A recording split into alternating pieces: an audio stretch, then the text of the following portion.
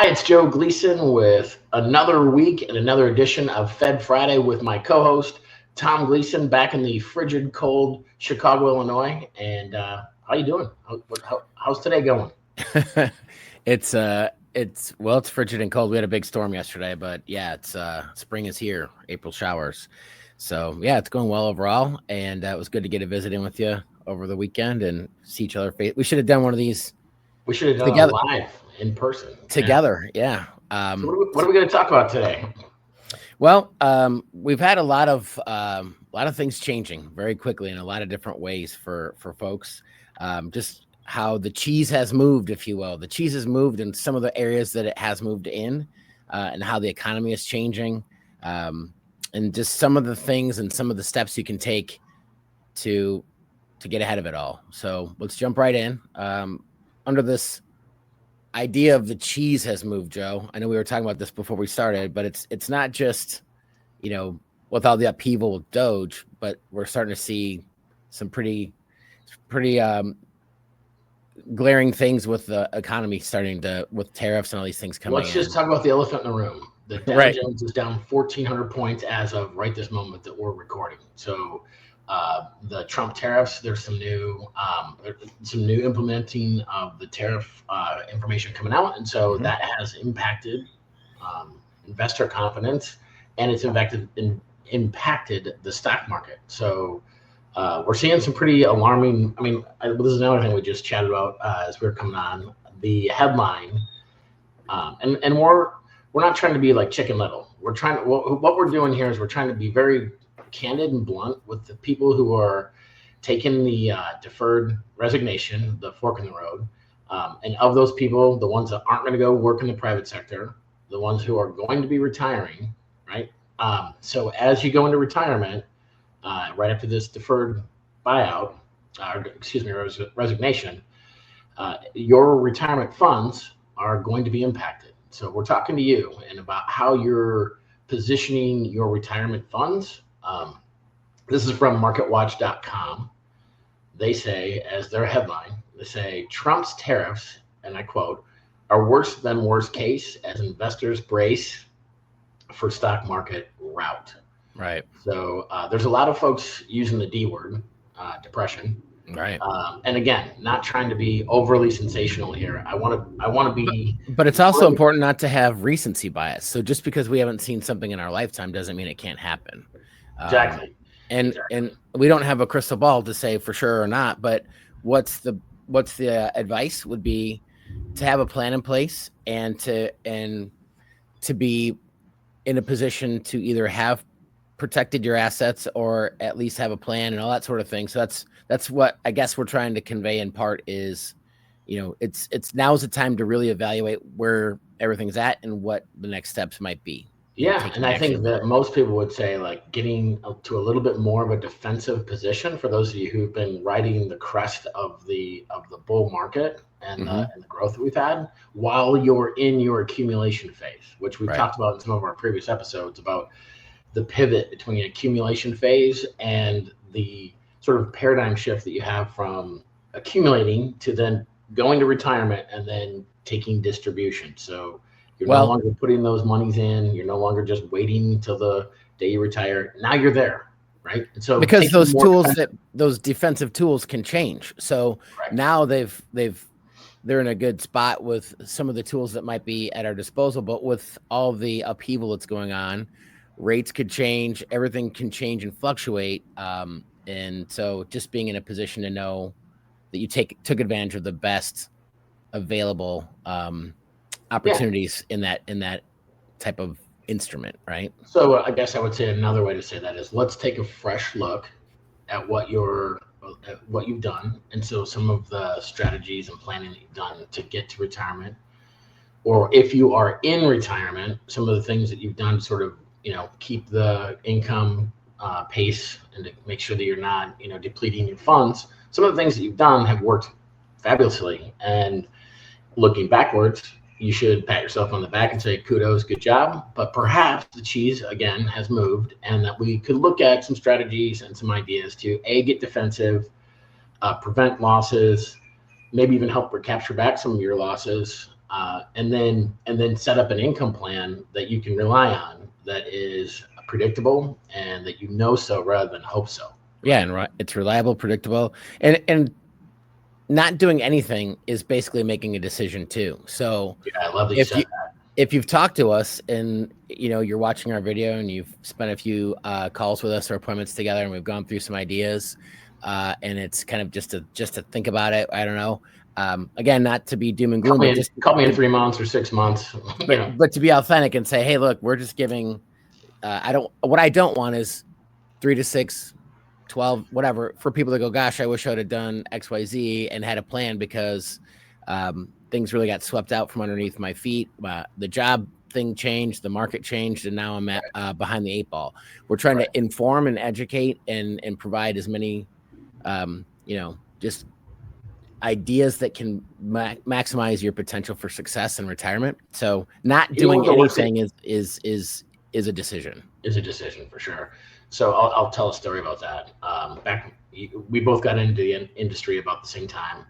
I was a little bit ahead of you, but remember back when we first got in the industry, maybe you can share a story or relate to this too, but it was just before the 2001 tech bubble bursting, the .com bubble bursting went on, right. Then we had 9/11 right in there too. So the market crashed quite a bit. And we can talk about that here in a moment. I'm going to share some statistics, but I remember that my mentor I was on an appointment with my mentor, who I was just learning, because I was new. I didn't have any perspective about booms and busts and all, how it actually really impacted people. It was just numbers on a spreadsheet. It was cool to see, every .com, kind of when we got into the industry, was like the market was surging. Every day was a new high. It was really a euphoric time when we were all kind of drunk with, all the latest, the newest highs and .com millionaires and all that kind of stuff. It was a fun time to get in, to see like, hey, this is the best of times. Yeah. But I'll never forget the appointment that I was on right after the bubble had burst, and this gentleman had a bunch of he wasn't diversified. He was literally months away from retiring, and his $1 million went down to a little over 100,000. Like it just was gone. Like, and the look in his eye when he realized that he wasn't going to be able to retire like he thought, or retire at all when he thought, like that everything changed for him. And I remember thinking right then and there that having some perspective and some defensive nature to your retirement funds, it really impacted me. No different than people who lived through the Depression, kind of changed their theos on how they went about their lives after the recovery. So I'm not sure if you have any stories to share, but anything like that. Well, on the mortgage side, those years that you jumped in ahead of me, I was doing mortgage work, and I remember just assuming when I would talk to folks about rate or home appreciation and all that sort of thing, like it's automatic that you would have 5 to 10% appreciation in your home's value every year. I was, before I had seen the coming back to earth with all that sort of thing. So yeah, probably more on the mortgage side. I've had a couple of stories with clients that had, because you got back in this industry when things were back on the uptick, right? So yeah. I mean, I just kind of came in thinking defensively, because we started working with the same group, but it's But then we went through 08 and 09 too. Remember all that? Like, where people really, you forget during I guess my point would be, and I didn't mean to cut you off, but I kind of did. I think during the best of times, we sort of forget that there is the other side to the coin. And so for those of you who don't really care about it, maybe you've got so much money and so much income, and all the situation allows you to kind of have some peace of mind about market volatility. We're probably not really talking to you as much. We're talking to the people that if you lost half the value of your portfolio, that your retirement's going to really change, that what you leave to your kids is going to really change, and how you and if you passed away, what you would leave to your spouse would be a completely different lifestyle maybe for your spouse. So that's who we're talking to. We're not talking about, we want this to be a little bit like, let's kind of have a real talk here, a little blunt. But it doesn't have to be doom and gloom things. It could just be where you've got enough money to live, but you're like, oh, I was going to go buy my dream house by the ocean, or get that lake house, or you're going to get an RV. And when your portfolio goes from whatever down to whatever, that takes that out of the equation. So sure, you could still eat. You're not living on cat food, but Right. the idea of how you were going to retire, it just isn't as optimistic. So let's have a real so talk to yeah, make with sure. that, and then the other. Oh, sorry, I did it again.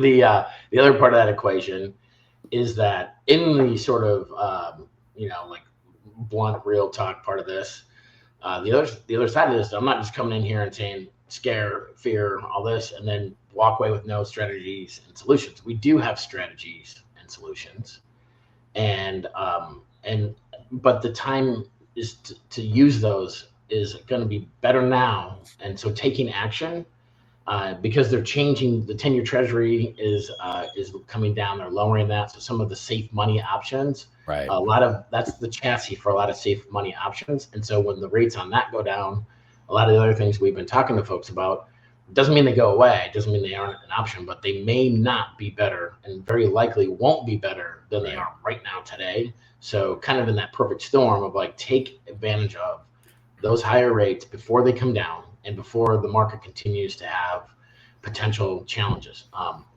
What say you? Well, I mean, how many times have you said this to your clients over the years? When did Noah build the ark? Right. Yeah, before it started raining. Exactly. So we're seeing that there's some dark clouds out there, and it looks like it's going to be a pretty dinger of a doozy of a storm. That's a giraffe that just went by. Holy cow! Just kidding. Right. Just kidding. Just kidding. Maybe I saw the storm yesterday. We were, a couple hours late getting in. Our flight You had was some turbulence, right? It was, yeah. There's this. The streets were flooded. It was a like the once or twice a year spring storm was yesterday. So maybe that was the symbol for today's chat is just consider having a plan in place, talking with professionals.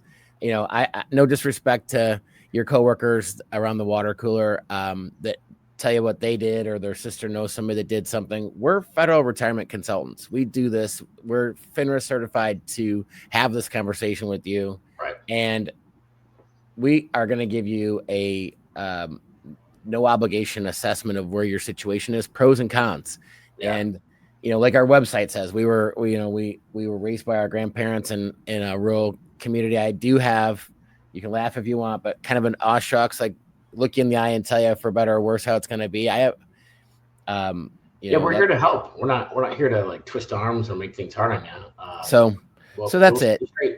That's my thoughts today. Is that I want to see a share lot of things coming. So brace yourselves. I wanted to share one quick statistic to hopefully put this in perspective for the recency bias. And I know we got to wrap this up, but in 1929, and I just did an AI search. Anyone go search this; it's all out there. But in 1929, the Great Depression crash, the stock market suffered a 79% decline, and it took 25 years for the market to get back up to where it had been. That's the Dow Jones.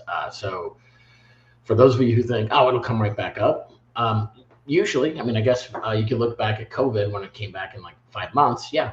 But that was when the government was pumping a bunch of money and giving PPP loans and stimulus and all that. Right. This current administration is very likely not poised to do that. And I don't want to over extreme with the depression word, but if that sort of thing does happen, worst case scenario, don't just assume that it's going to come right back. And that's what I would end on. So take action, be smart, leverage professionals that want to help you, that care about you. And just because something hasn't happened, like bad news, bad economic factors haven't really happened in the last 20, 25 years. Don't think it can't happen now. It's right. We've never seen what's happening right now in our lifetime. So prepare accordingly. And we're here to help. So call us, email us. We're here to help. That's my last parting comment is use the people who are here to guide you in the right direction. The cheese has moved. Cheese has moved. And with that, we'll talk to you soon. Take care. Talk to you soon.